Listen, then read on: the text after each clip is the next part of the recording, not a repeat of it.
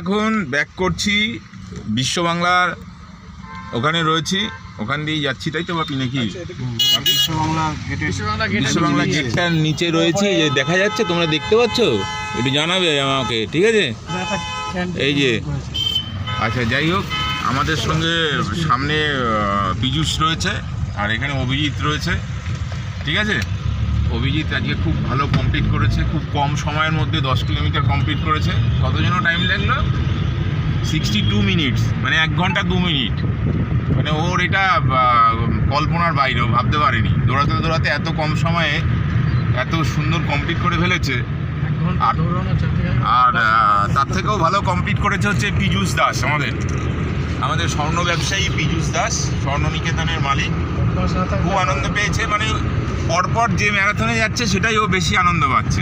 মানে এর আগে আমাদের ম্যারাথনটায় যা আনন্দ পেয়েছিল তার থেকে নাকি এটা আরও বেশি আনন্দ পেয়েছে। সব ফটো ভিডিও